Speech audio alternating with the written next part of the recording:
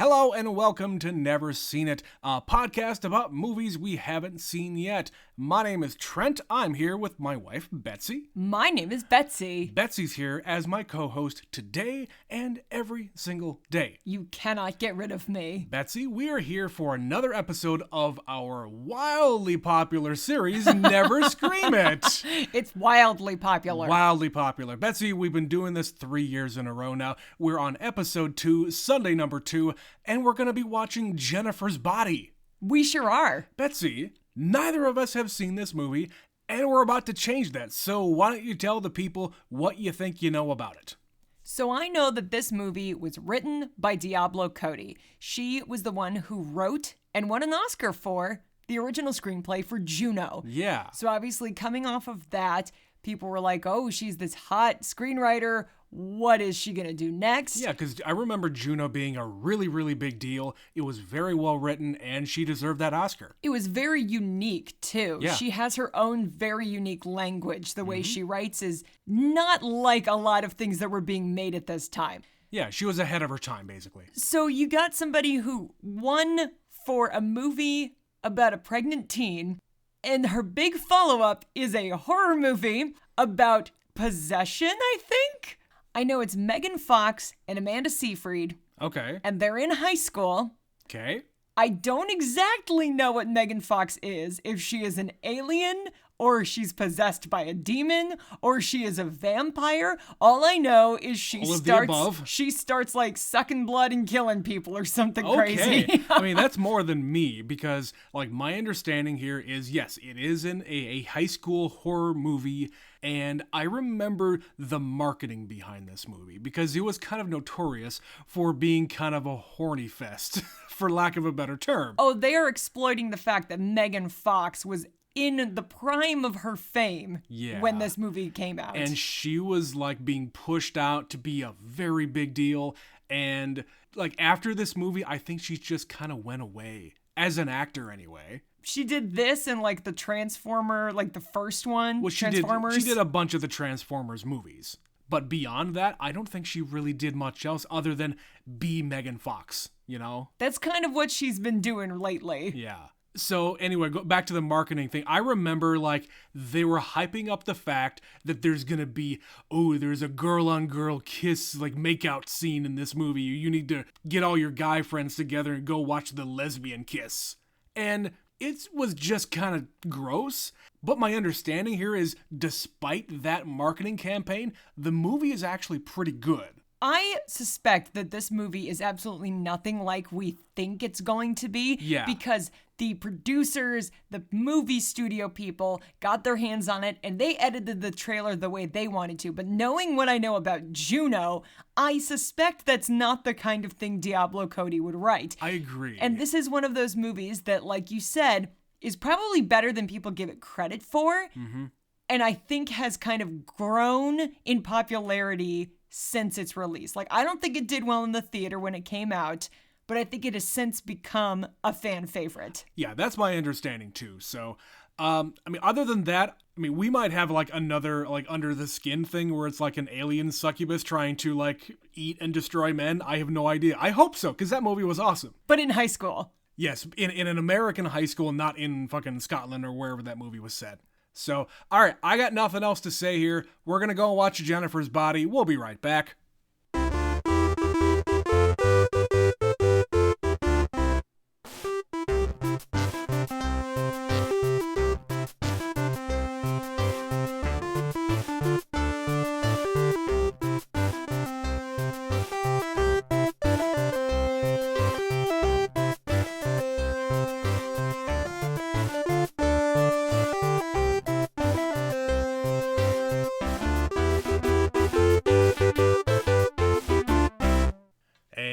We are back. Betsy, that was Jennifer's Body. What did you think of that one? I can understand how this movie has become a bit of a cult classic. For me, I don't know if I loved it. Like, there are parts of this movie that are really funny. There are parts that are borderline scary, like they're building the tension, but it's like, you didn't really pick one lane or another fully. Yeah. they didn't really stick the landing here as well as maybe they would have hoped. Now, I think the movie got better as it went along when they started to really dive into their strengths. So the comedy, I feel like, was lacking because I was led to believe that this is actually kind of a cheeky thing. It's maybe making fun of this kind of a horror comedy thing, and it's putting your own spin on it. But you didn't get there all the way until the very end, and then the movie's over. Don't get me wrong, I can definitely tell this is Diablo Cody. If you've seen Juno, she has a very unique way of using dialogue, and that is prevalent in this movie. And there are scenes that are really, really funny, but I kind of wish it was more like that scene in American Psycho when he's going off about Huey Lewis and then he axe murders a guy in the face. Yeah. Like, it shouldn't be funny, but it's really fucking hysterical. I wanted that in this movie. Yeah, and I'll say this, Megan Fox is really fucking funny. For somebody you don't expect to be funny, because I think that's the thing. She is the pretty girl, and she is going to be cast as the pretty girl. That is how you make a career when you are Megan Fox. Sure.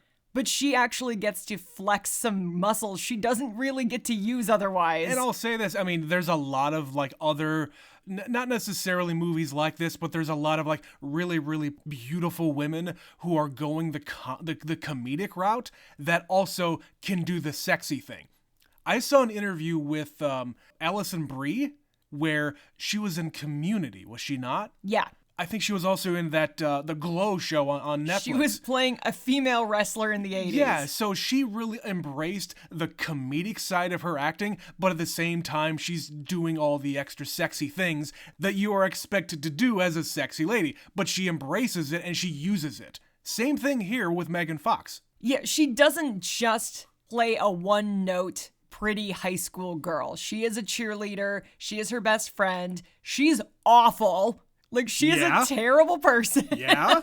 But she also is just like playing the spectrum of a teenage girl's emotions, but instead of it's, oh, I'm just hormonal and life is really hard when you're a teenager, it's, I'm just really hungry because I need to murder someone and drink their blood. The demon is coming out of me a little bit. So there's clearly some kind of a metaphor here for teenage girls and how they're, hormonal and terrible. She's a little hangry. I get to say that because I was a hormonal, terrible teenage girl. They say hell is a teenage girl, so hey. But yeah, this movie it's okay. Like, I don't know. I think I would watch this again because there were definitely scenes where I was laughing really hard. Yeah. Like, when it's revealed what happened to her out in the woods, she goes out in this creepy van with a bunch of dudes in the band, and they decide to sacrifice her. But being the stupid, stupid boys that they are, they don't even know the difference between a girl that is and is not a virgin. Like, yes, there are girls like this that act very, like, pushy and slutty and flirtatious, and they are completely virgins, but they make very clear at the beginning of the movie that that isn't her. She's like, I have not been a virgin for a very long time, and these guys are dumb enough to believe her. And I think right there, that scene is where the movie peaked, because we get the story, like you said, Adam Brody and his Brody bunch. Brody bunch! Go out into the woods and bring Megan Fox out there to sacrifice her. But not because they're like devil-worshipping rock stars. No, they're going to sacrifice her to get a better career. They basically Googled how to sell your soul to Satan. Like they printed out instructions, like from Google Maps or MapQuest. This is how you sacrifice a teenage virgin. And he brings a Bowie knife, and all the dudes bro out because they're like, Bowie! Bowie! Yeah, nice. And they're all singing, Jenny, I got your number. Yeah. I want to make you mine, while he is stabbing her. All of them do. So we got that moment. We got that American Psycho moment, but not from her. Adam Brody got that moment. And it was funny I just wanted her to have it because the whole point of this movie is that the men are the victims and they're the ones being hunted, and she is this psycho killer. Like, whatever the opposite of damsel in distress is for a dude, that's exactly what is happening here. She even says, I need you to be helpless so that I can feed on you better. I don't know. It's that thing they always say where, I want you to be scared. It's more fun or something. Scream for me. Yeah, in certain movies like that, it's like a power trip thing. They don't want it to be easy. They want it to be fun. Well, and like she's kind of like playing with her prey a little bit, like pushing him around and yeah. But going back to that scene, yes, I feel like from that point on, they maybe should have revealed it earlier on in the movie where after that, you could have just gone a little bit more bonkers and more towards comedy and more towards camp, but they didn't go as far as I wanted them to. Yeah, this movie isn't campy. It's not. I wouldn't call this campy, which maybe it would have been better if it was, because that's really what her strength is with the way she writes dialogue. The seeds are there, down to the fact that J.K. Simmons is in this movie inexplicably. Well, I can make sense of that for you because he's in Juno. He is in Juno. So I think it's as simple as the whole group of people that were writing and producing Juno wrote and produced this movie. And I'm not saying he as an actor. I'm saying he has this character, this guy who is wearing this terrible wig. J.K. Simmons is not a, like, big man. He's wearing, like, almost a fat suit in this movie. I guess.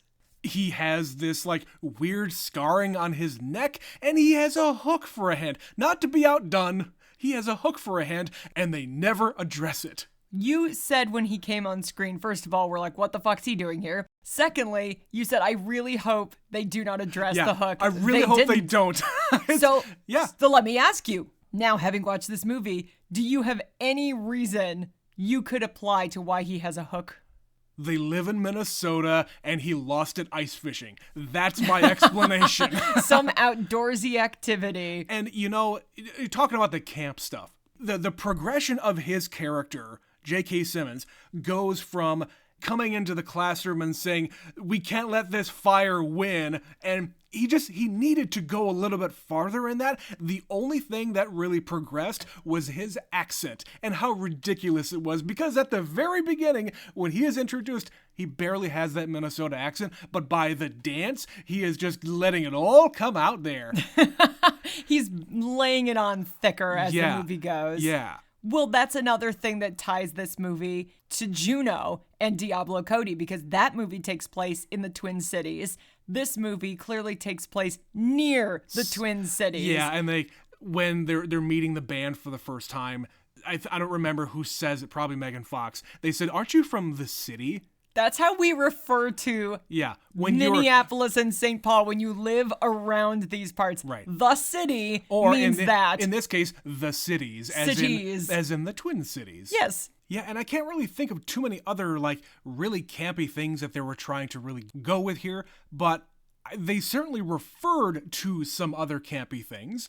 They had the joke in here about the kind of emo kid asking Megan Fox out on a date. He says, oh yeah, we're gonna go and there's gonna be a showing of Rocky Horror at this place, and she responds with, I don't like boxing movies. Something like that. Rocky Horror is the superior in the Rocky franchise. We've only seen one Rocky movie, so we can't speak to that.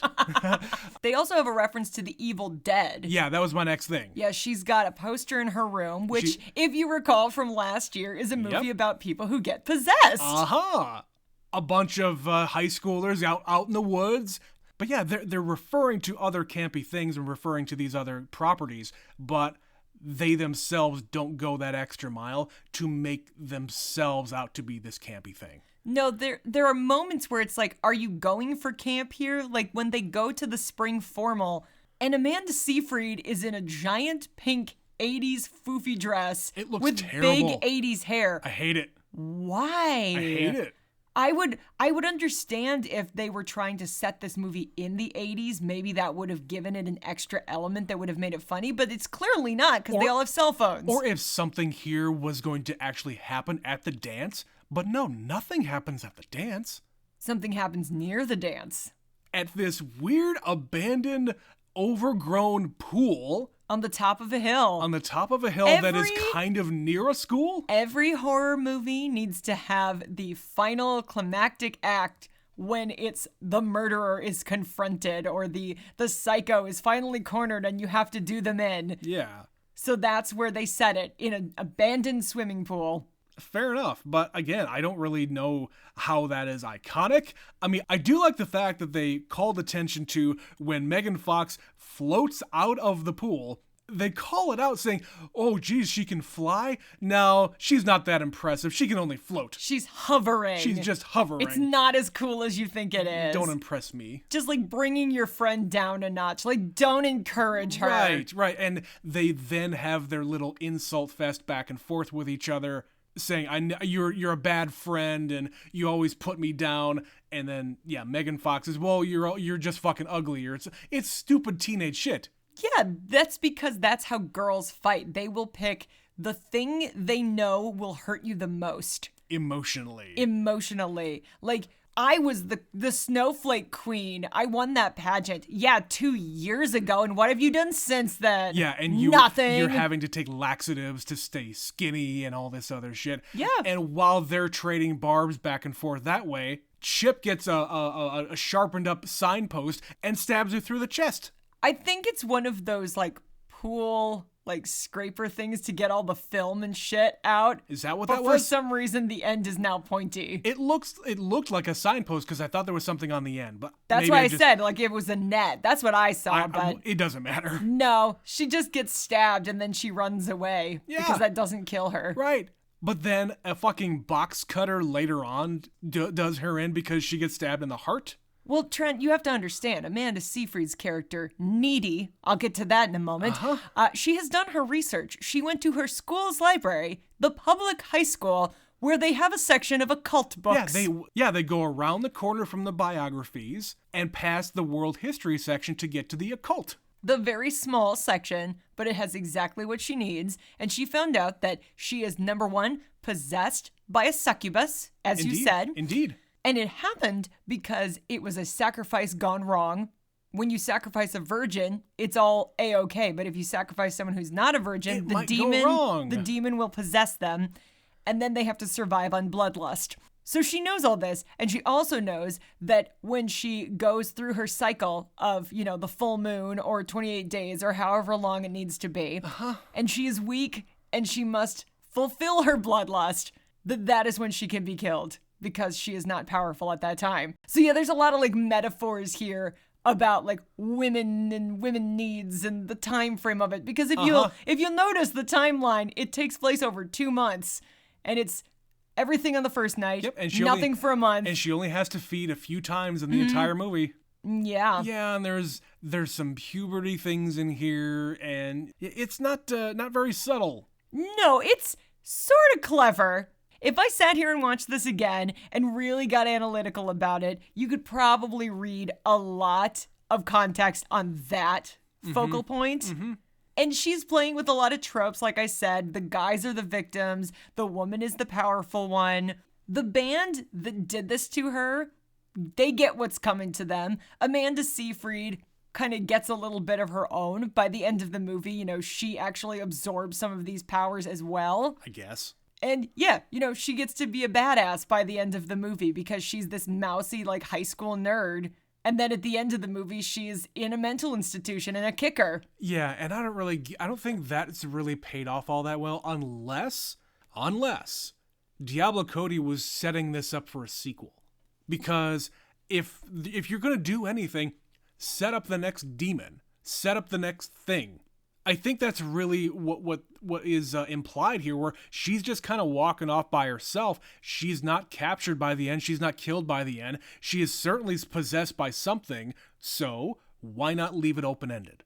I mean, it kind of is. So when we're introduced to Amanda Seyfried, she's already in this asylum, and we don't know why, but she says, "I'm a kicker." It says it right in my file, and she just goes to like a 15 and beats the shit out of some doctor trying to get her to eat healthier. And not eat Pop-Tarts. Not eat Pop-Tarts. Generic brand Pop-Tarts. Yes. It was not... Like Walmart brand Pop-Tarts. Yeah, it was not the proper name. It's probably, honestly, the kind you buy at Target. It's probably the Target store brand because they specifically call out Super Target, and this takes place in Minnesota. That's right. That's so right. I would bet money it is the Target brand Pop-Tart. Toaster pastry. Toaster pastry. But yeah, so when they show her there, we're like, okay, how did she get here? And then we cut to 2 months before, and she's this mousy, nerdy girl. It's like, okay, you don't just turn from this to that. Yeah, wearing her fucking Harry Potter glasses without lenses in them. Yeah, so... That really bothered me. And sometimes she had lenses, but I'm convinced there were times she did not, because you have to be very careful with lighting to make sure that that's not going to be reflecting. You also have to see Amanda Seyfried's giant blue eyes. You cannot hide them. No matter what you do, they will always be visible. Still. But yeah, so you get this woman, and it doesn't make any sense when she is first introduced, and she is playing it so just like small and contained, and her friend is the one that is dominating this relationship the whole movie. And before we even meet them, like when she was a kid and their entire childhoods, she's been the boss, and Amanda Seyfried is the one who follows. She is the follower. Yeah. And this is, again, a very much a trope of these kinds of movies, of teen comedies, of high school, whatever. It's also just a real dynamic. It is. But at the end of the movie, we find out that she's like this in the asylum because she got bit by Megan Fox. Yeah. And apparently it's like a vampire thing, a zombie thing. If you get bit, your powers can be absorbed by the next person. Right. And when they're doing the voiceover, like she took her shirt off and you could see some scars on her back and on her neck and whatever else. So you know that she's been through some stuff, but you don't know the entire story. That's what we're going to get in the entire movie. But you're right. They're setting up what her character is going to be in the future, but first we have to see what happened in the past. So now that you're bringing that up, she had a scar on her arm and she had a scar on her back. What were those from? Because I don't remember anywhere in the movie that she got a bunch of cuts on her. Well, I mean, they were fighting. Like, they had the fight in the pool. They had the fight in the bed. I guess, but they didn't ever explicitly show her being injured. So what was the point of showing her scars? Just the fact that she was injured during those fights. I don't know. I'm going to have to go back and look at that, because now that I'm thinking about it, I don't understand why she has scars. Well, again, the most important, I think, injury was the one to her shoulder, which is what she takes her shirt off her shoulder and kind of shows the audience that scratch, which is, I think, the most important one. The bite. That's the bite mark. The bite? Yeah. Okay. I thought on it was her a left scratch. shoulder, no, she got bit, which is why she shows it. And she says at the same time, did you know that if you get bit by someone who's possessed by a demon, that some of those demon powers can transfer? Okay. First of all, I think you made that up for the context of this movie, because I've never heard of that before. Nope. But also, it tracks with these kinds of movies, Who because cares? if you get bit by something bad, you have a tendency to turn into that thing.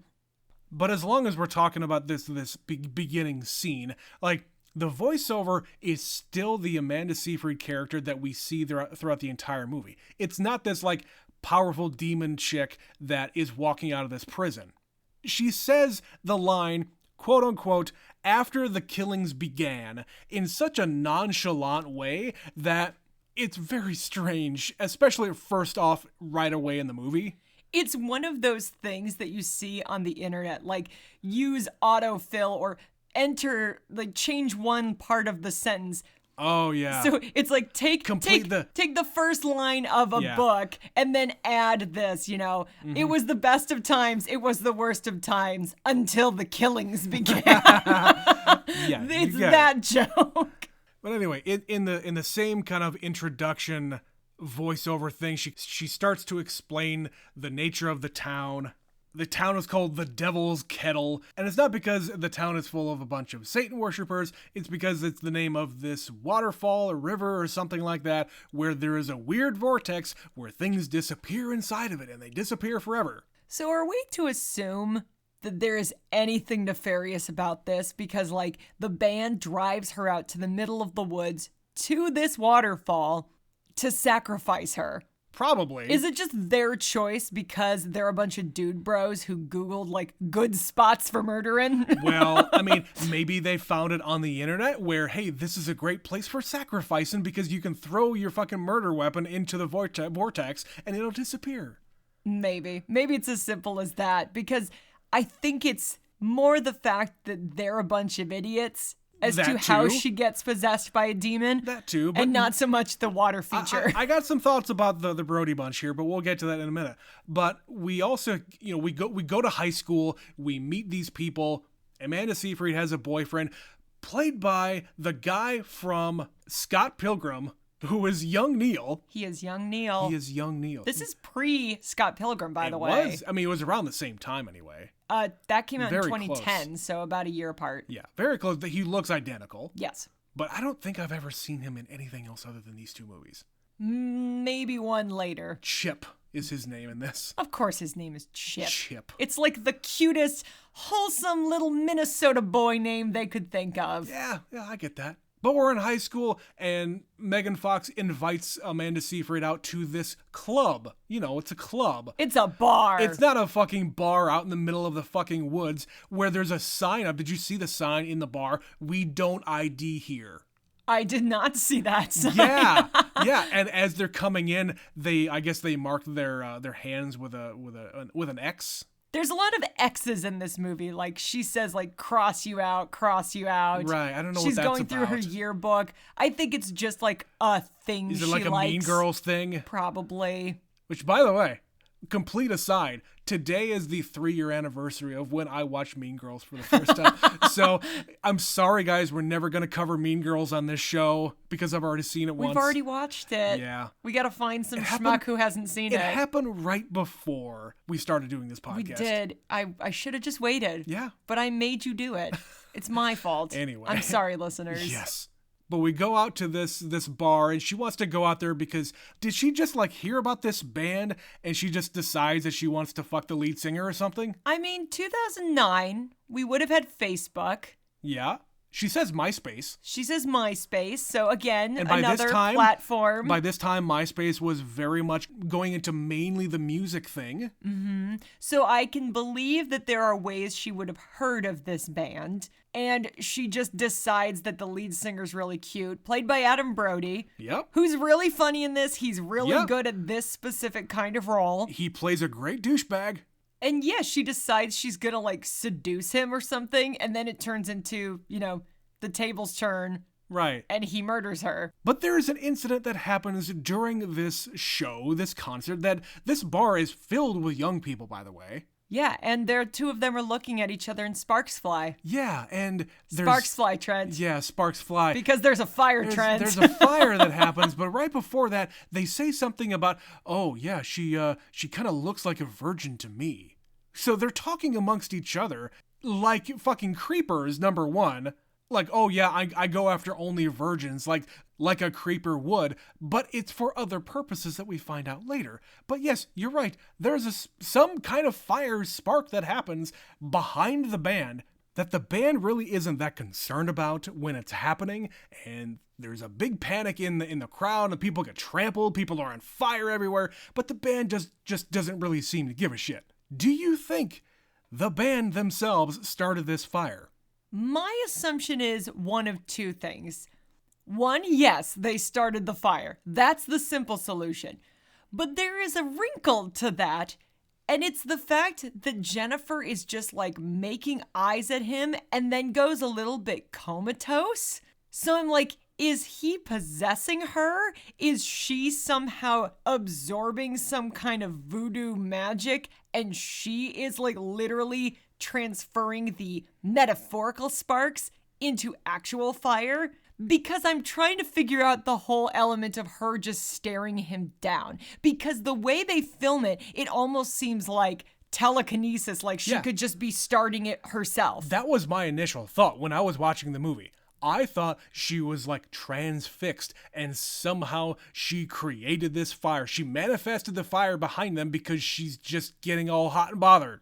Otherwise, the band did it. Yeah, they don't explain the fire very well. But you're right, both things seem true because he definitely has made up his mind this is the girl. Yeah. He's like standing out in the parking lot waiting for them and hands her a drink. Hands her a giant drink and is like shoving it in her face and is like, oh yeah, you're gonna come with us. You know, a great idea to take drinks from random men at bars, men you don't know. Uh-huh. Don't do that. Yeah. Bad idea. And then you just follow them into the van and they drive away, leaving Amanda Seyfried by herself.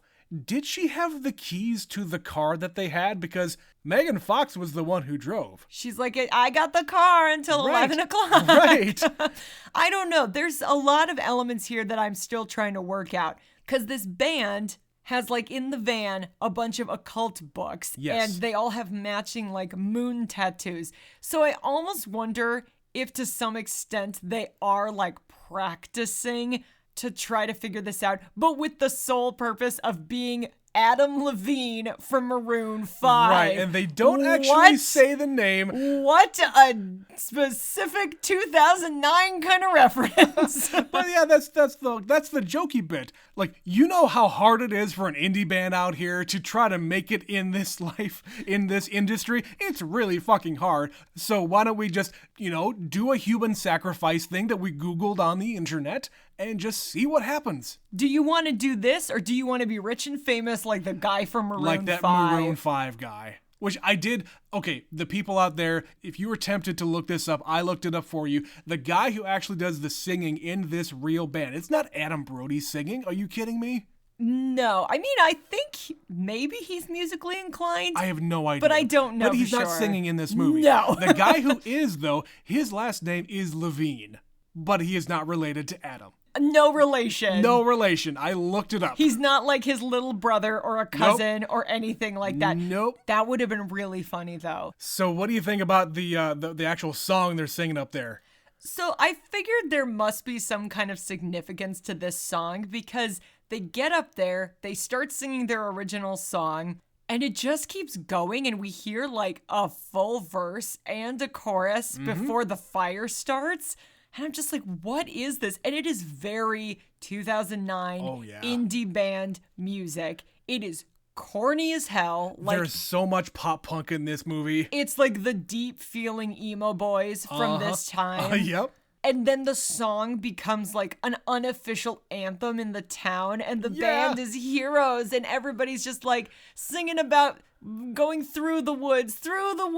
It's like, oh, barf. I hate this. Like, the first time I was like, okay, this band's not bad. And then they are revealed to be, a bunch of assholes. And there's like, no, you suck. But you know what? This whole thing worked because their song got so popular. They got so popular. They sell out a nationwide tour in 2 months. They become that popular. Yeah. And then they come back and play the high school dance. For free. For free. But the drummer's wearing a fedora. That's what you do when you're successful. Don't trust this piece of shit band. They're a bunch of jagoffs with matching tattoos, and they get what's coming to them. Low shoulder. What? Which Low is shoulder? named after a sign on the side of the road. I was working out the whole movie like, what is this name? Oh, What I does got this it right away. mean? I got it right away.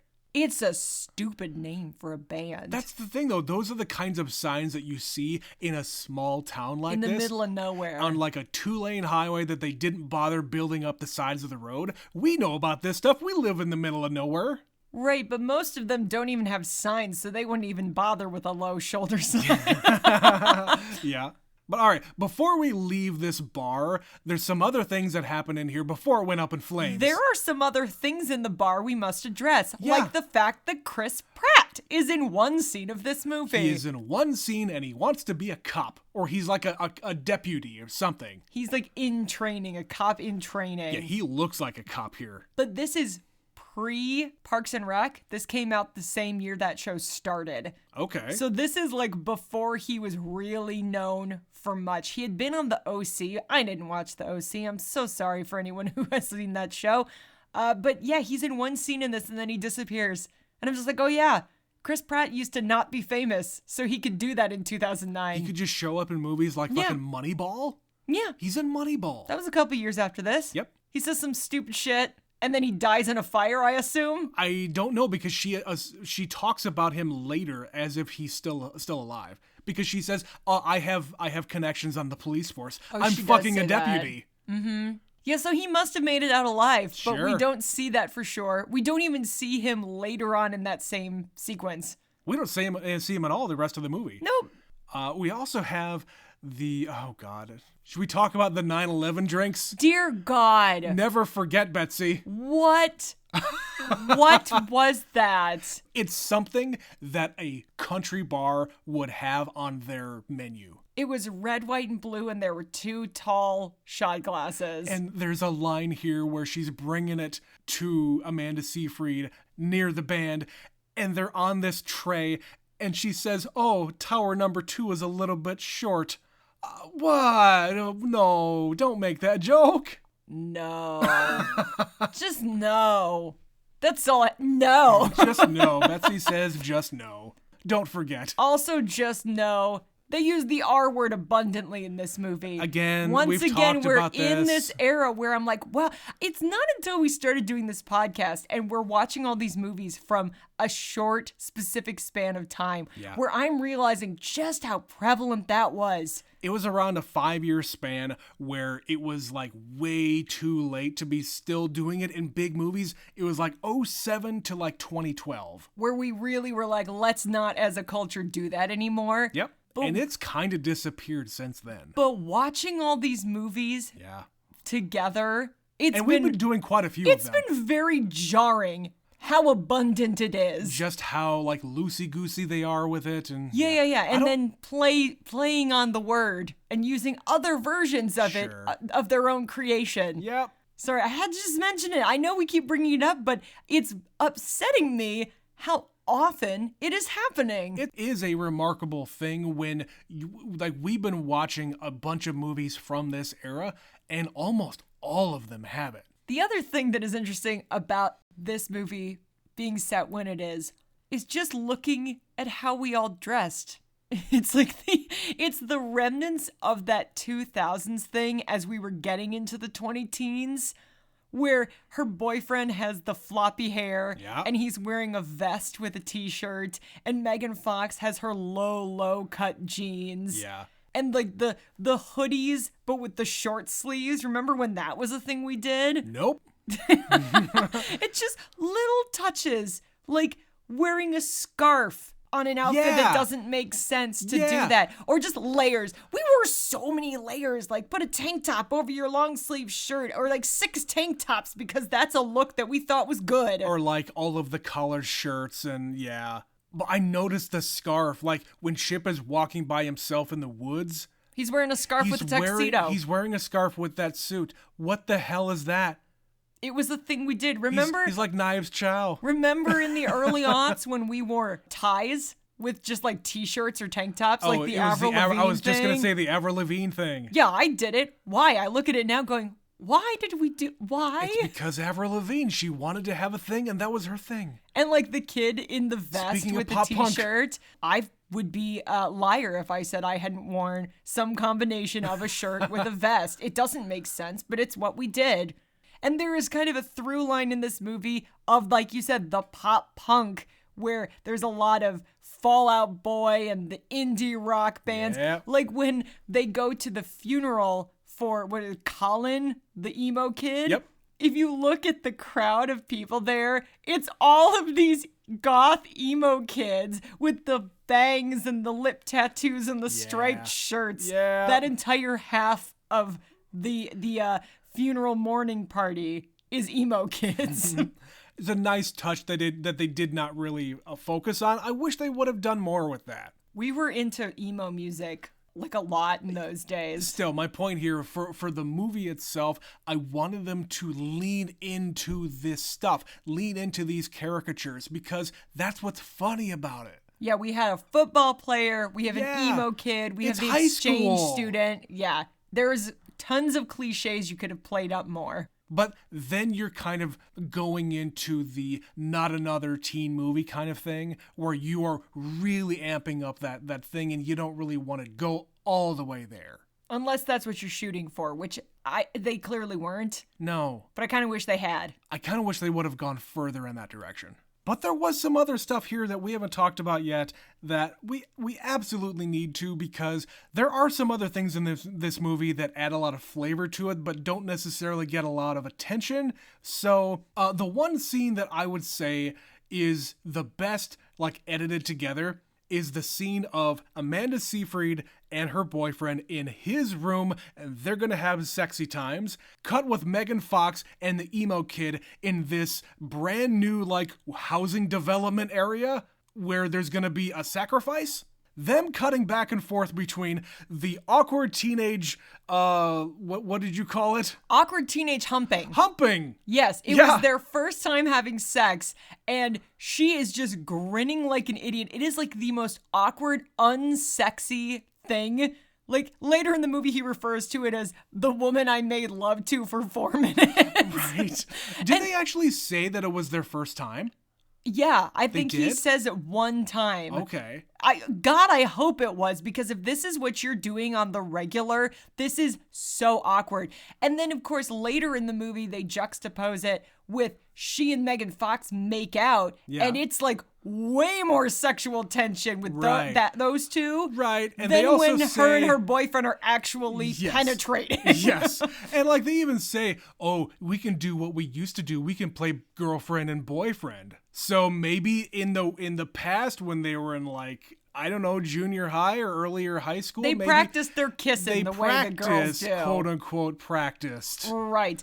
But that's a whole different thing. But yes, while they're actually in the act of having sex, she starts having a vision of the dead football player. Yeah. And Megan Fox, she is crouched up with her knees up to her shoulders, covered in blood. Like curled up like a fucking spider. Yeah, it's freaky. Like, she contorts her body in some really menacing, terrifying ways where she's like spider crawling around and like she's hunched over the dead guy, like slurping up his blood with her hands. Well, like when they're cutting back and forth and she's like, there's a shadow of her body on the wall and she's like arched in a really weird way, but which, number one, she's really fucking skinny in this movie. She's petite. Yeah. She's very small. So you can see this outline of her shadow just being very kind of animalistic, like eating away at his body. And like Amanda Seyfried in this scene is like seeing blood come dripping down from the ceiling. Right, and she's like motioning to her face as if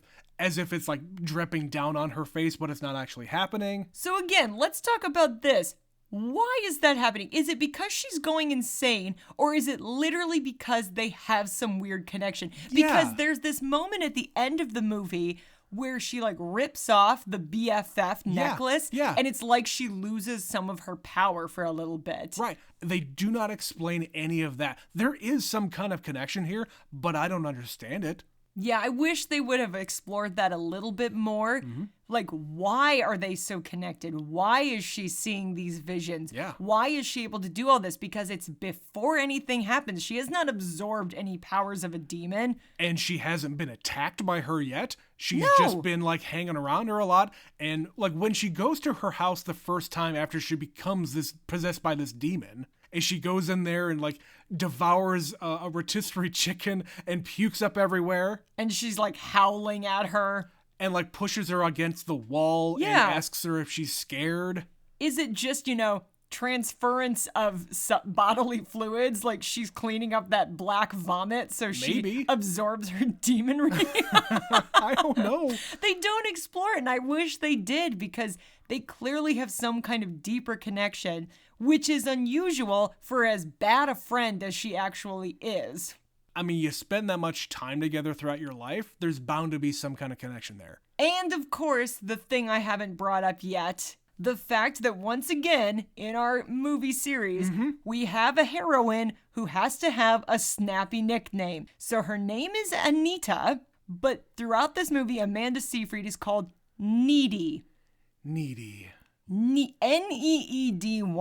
And this is also a reflection of her personality, but she doesn't actually seem like she's that needy. I don't think so. It's more the fact that Megan Fox is the boss. She's always right. And she'll just say, oh, God, you're so lame. I don't even like you. Right. It's another, like, why are you obsessed with kind me? of a catty name to call somebody if Yeah. they are being kind of a weirdo. I don't know. It's just it's a weird choice. Everyone around her has a normal name and she's called Needy. Give me Tree any day.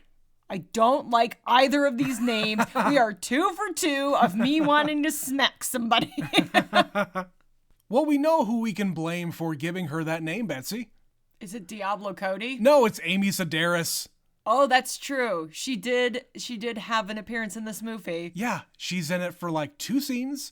She is the stereotypical drunk mom who was like up all night and like getting up at like 4 o'clock in the afternoon. I don't know if she was a drunk mom, but she's definitely somebody who works weird hours at a weird job. Is that what it was? She says something about working the night shift. I don't know. Oh, okay. I didn't really catch on, but That's what I thought anyway. In her one scene, she like just woke up. So I could see how you would say, oh, well, she was drunk. Because she's working at night and sleeping during the day. Okay. But there's also another mom here that I have to mention. Because you have an opportunity. Any kind of connection to this show, I have to say it. Chip's mom is the mom from Dead Like Me. Yep, she showed up and I was like, well, I guess we're going to talk about this show. We have to talk about this fucking show. And of course, she is the ultimate mom. She has that kind of an attitude. She has that voice. She has that look. And this movie came out just a few years after Dead Like Me ended. It wasn't on that long. No, I think it ended in like 2005. And I don't think that actress, I can't even remember her name, but I don't think that actress really did much else after that. She probably plays the mom a lot. Yeah. All right, well, I only had one more thing left to talk about here. We've done quite a few movies of this type where there are people going to school. There are students, they go to high school, and I always complain that if these kids are actually in a high school, they're going to college, they're doing whatever, why aren't they going to class? And in this case, they actually do go to class, but number one, it's the same class, and number two, the other trope of these movies, there's only one teacher at this fucking school. Yes, one was sadly killed in the fire, if you recall. No, I don't remember they say that. the Spanish teacher died in the flames. Right. So they're down to one. There were 2. Now they're sadly down to 1. And with one hand. And and we don't know why. He's only got one hand. I don't know what he teaches. Maybe it was a horrible science accident. I don't even remember like what it looks like. It's a science thing of some kind. They don't really explain it. No, they had a fetal pig. Did you see that? Okay, he is a science teacher. They had a fetal pig in there. Gross. Yeah. What's that about? I don't know, because he's not actually teaching anything. He's just talking about how sad it is that people have died. Yeah. And then also introducing the band repeatedly. He Right. talks a lot about the band. Like, he is not, like, this is like homeroom. Like, they're not actually talking about any kind of, like, schooling. It's just them talking. Yeah. Great teacher. Great school. All right. Well, Betsy, did you have anything else here before we get out of here? You know, I think it's one I would maybe revisit again, just because the more we're talking about it, the more I'm like, okay, well, that was interesting. I think the real winner in this piece is actually Megan Fox, which is weird to say. Yeah. But she is so committed to everything she's doing. Like I said, she's contorting her body, and she like stayed indoors for 4 months to be pale and look very sickly. Yeah. And you know, she is not doing the typical pretty girl things you're used to. And she is really a heinous bitch in this. And but she's having fun. She commits to the look too, because not only is she like getting like super duper skinny to be this waifish high school girl, but when they make her up with all of these like demon teeth and the blood everywhere. I don't even think she is wearing fake teeth. I think she's just contorting her face and angling it in such a way that she's got a really terrifying smile. And a mouthful of blood certainly helps that. Sure, but that's what I'm saying here. When she is all done up with blood everywhere and like her outfit is like torn up and just completely disheveled, she commits to it. She looks great. And then she's, screaming and eating chicken and puking on the floor. Yeah, as you do. All good things. All in a day's work for Megan Fox. All right, Betsy, that's going to be the end of Jennifer's Body, I believe. And by the way, we haven't mentioned this yet in this Never Scream It series, but it is also going to be a kind of a faux decade series for us this year. Last episode, we did a movie from last decade. It was from 2017. This one came from 2009, the previous decade. The next movie is going to be coming from the 90s, and then the 80s, and then the 70s. It's like we planned it that way. Kind of, we did. Or ultimately, the flow of the movies that made the most sense in that order. And we picked out 2 or 3 of them, and it just so happened that they came in different decades, and we just filled it out from there. But, that's how we plan this out sometimes. All accidental. We are very organized people who know exactly what we're doing. Tell us how we're doing by emailing us neverseenitpod@gmail.com. We got such an email about one of our other Never Scream It movies from our superfan Stephanie from last week, Happy Death Day. She says, I really like this movie. It is super fun. I love time foolery. Hey, that was our other series. I love horror comedies. It is great. I think the cast is really good, especially considering how young and mostly unknown they are. That's the thing about that movie in particular is I have not seen any of those people in any other movie. Yeah, I think you're right. I don't think I've seen any of them. But by the way, spoilers for the rest of this whole email for this movie. She says, I didn't catch on to the roommate until much later in the movie. I like that this character is not likable until she starts to reevaluate her life. I have never heard of Tree being short for Teresa. Ha! Of course, I say Teresa because that's the proper way. Teresa. No, that's the proper way. Teresa. See, you get Tree, you don't say Turi. Teresa. Teresa. This is a hill I will die on. You will die on. No, I will not follow you up that hill, Betsy. Agree to disagree. Stephanie says, I think maybe the roommate was just assuming birthdays are hard when you lose someone close to you in general, regardless of shared birthdays and stuff. I felt like that was an unnecessary connection. They could have just said that her mom made birthdays a big deal. Yeah, they did not really flesh that whole thing out with the mom and the birthdays and when she died and how she died, anything. We needed more context. Yeah. Yeah, like we said, I like that her body retains the trauma of her previous deaths. I love the various death scenes. I think the cop car is my favorite one. Yeah, that was a good one. There's also some pretty cool camera work in this movie. I really liked this one, and I am excited to revisit it this month. A great end to Time Foolery and a kickoff to Never Scream It. We watched Coco today to kick off our spooky movie month. Love you guys from Superfan Stephanie. Yeah, not a traditional choice, but it is about ghosts and the afterlife. It is. You can tie that together. Totally. I get it. She watches significantly more spooky October movies than we do. Yeah, we kind of save it up for October. I think she tries to get one for every day if she could fit them in. Oh, geez. And there's a lot of them. There's so many. And there's so many that you've just never really heard of or would have never heard of unless you are in that community. Like, there's a whole giant community of people who love scary movies. I am finding a lot of that going on Twitter right now where I'm just oblivious to the conversation. Yeah. But they're having a great time. In regard to anything in particular right now or just in general? Just talking shop. It is their time. It is Halloween. It is October. This is when the weirdos come out and all of the conversations get real interesting because it's on everyone's minds. Like Stephanie. Thank you, Stephanie, again, for your email and every other email that you send us. But if you would like to be like Stephanie and become a superfan, you too can become one by sending us an email, neverseenitpod@gmail.com. If you don't want to do that, follow us on all the social media stuff. We post every single day, either some clips from the show or fun facts or whatever the fuck else that Betsy has in her mind that day, because she runs all the social media stuff. I'm a lucky girl. Yeah. We're on Facebook, Twitter, Instagram. We're also on Blue Sky if you are so inclined to go over there. Twitter is a trash fire right now, so who the fuck knows what's going on over there. But anyway, really what we would ask you to do, go on to your favorite podcast app of choice, rate us 5 stars on there, leave us a review if you are so inclined.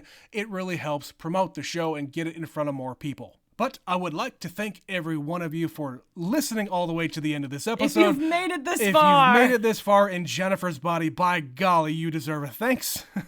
We have a few more movies in Never Scream It, like we mentioned. Next one is going to be from the 1990s, like we said. I'm really excited for this one. Betsy, you have seen it. I'm just going to say it. We're going to watch The Craft. Hell yeah, we are. We're going to watch The Craft. I'm really excited to see this because I've not seen anything from this.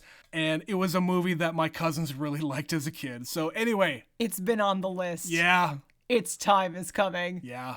I think this is the first one we put on Never Scream It for the year. We may have. I don't remember.